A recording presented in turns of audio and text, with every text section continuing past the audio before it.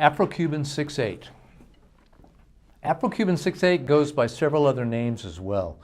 Bembe and Ñáñigo are among the most common. I've even seen it in charts as simply Afro Cuban, which is a bit problematic as all Cuban styles go by that name. The style is so compelling because it has that quarter note triplet feel going right along with the regular 2 to the bar 6/8 feel. In jazz, it often alternates with a standard swing feel, and in Latin jazz, it may alternate with any of the duple styles of mambo or Songho. We'll talk about that a little bit later in this video. It's important to know that in its standard form, it's based on 3/2 clave. There are 2 main bell patterns which may be played on cowbell for traditional Afro-Cuban or Afro-Cuban jazz styles, or on the cymbal bell for use in more, kind of a mainstream jazz setting. Here are the 2 patterns. I'll play on the hi-hat on the main pulse beat to mark the time. Note that the difference between the 2 is where the 2 notes that are connected occur. The first example is at the end of the first measure. The second is at the beginning of the second measure. So here's the first one.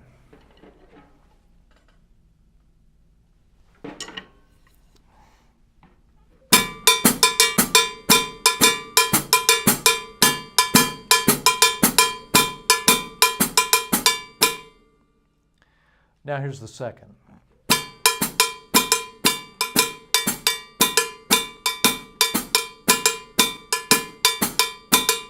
Notice that those 2 notes that are together are at the downbeat of the second measure, and that's the difference. So they're very similar, but they have a, kind of a different way that they flow. So let's explore them a little more deeply individually. Here's the first one again, and we're going to fill it out a bit with a cross stick and bass drum. First, I'll play it with straight clave, actually the rumba clave in the left hand.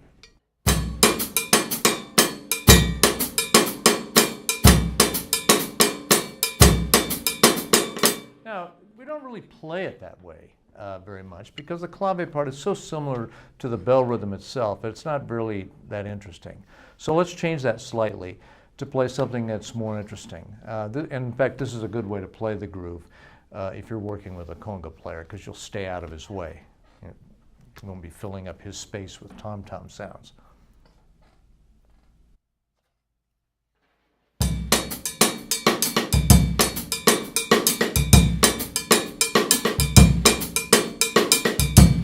Okay.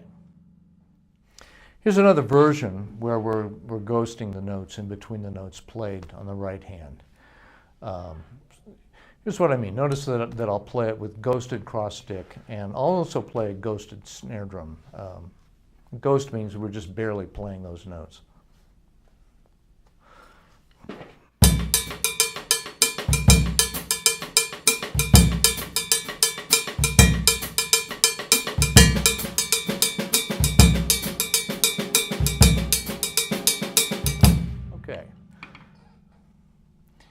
If we don't have the luxury of playing with a conga player, we'll want to fill out the sound with the toms, even simulating the conga part a little bit. So here's what that sounds like. And this time I'm going to play it on the bell of the ride cymbal because this is the way we would often play this rhythm in more of a traditional jazz setting.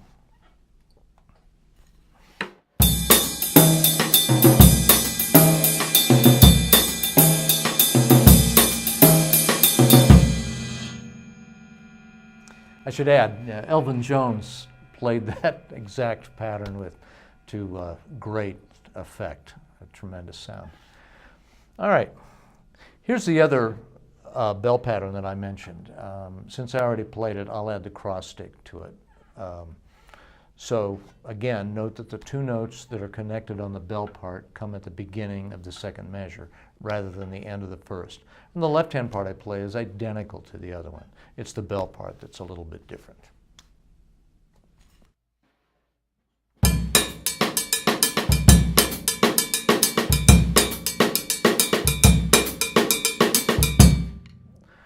We can also ghost the notes in between the bell notes as we did in the first rhythm.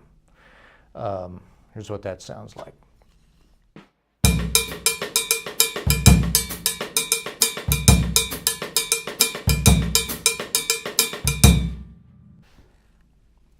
Here's what it sounds like with the sound filled out with cross stick and toms. Again, I'll switch to the ride cymbal for this.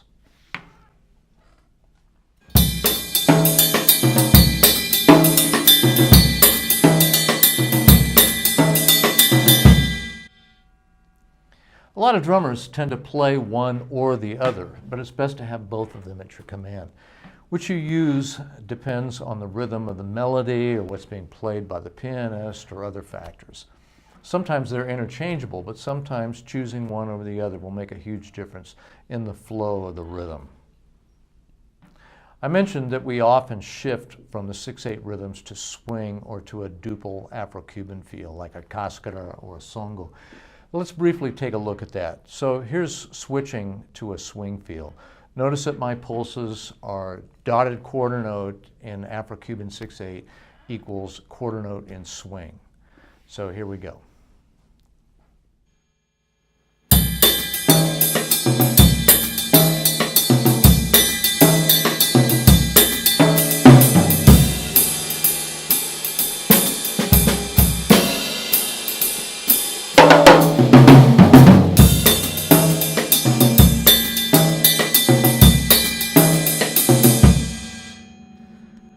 Now, we would stay put in each feel way longer than that. I just gave up a really short little bit of each one. Usually it would be in each for, 16 bars or the whole section of a song. So if we're playing in an AABA construction, maybe both A's would be in the Afro-Cuban feel, and then you'd swing the B section or the bridge, and then back to Afro-Cuban. But for our purposes here, we're keeping it real short. We can also double up on the tempo when we switch to swing by making the 6/8 dotted quarters equal half notes in the swing feel. So here's how that goes.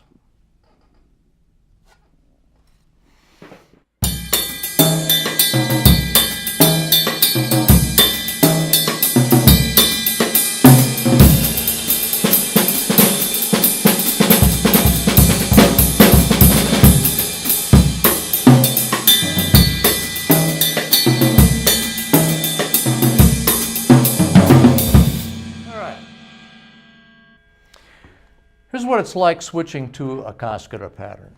It's very important to realize that the 6/8 feel is in 3/2 clave. So we must maintain that when we switch to the duple feel.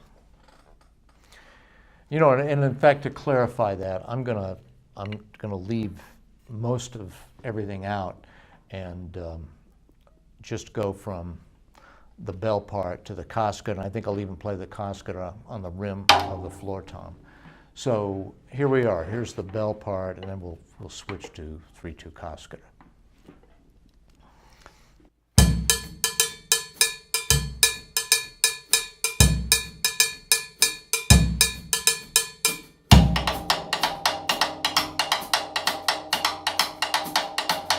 So on and so forth. So now I'm gonna play it again, but I'll flesh it out a little bit. So, all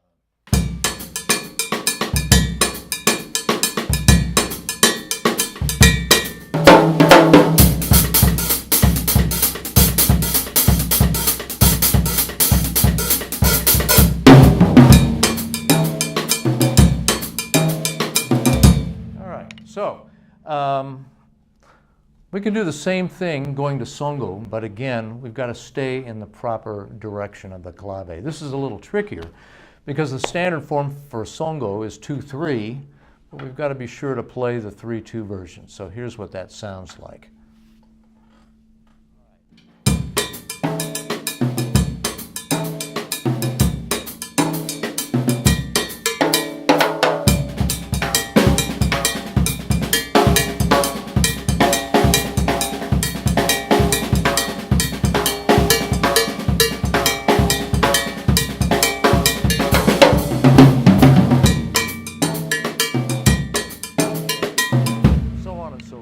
Okay.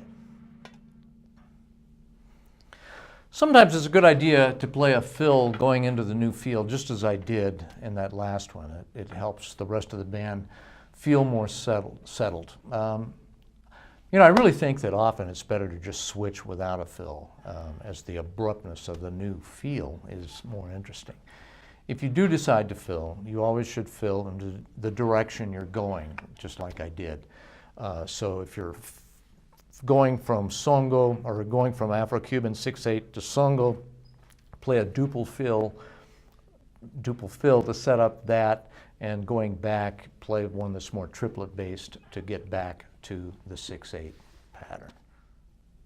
Something that people have been doing in more of a descarga or jam situation is give the Afro-Cuban rhythm a rock feel.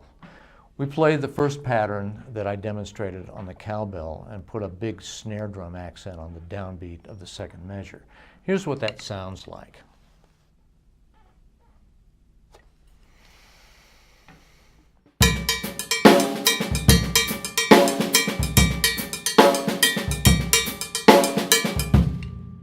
All right, for an even heavier feel, we can add more bass drum to it. First I'll add a little, and then I'll add a lot. And I think at some point I'll switch over to the cymbal bell, because sometimes we do it that way too. So.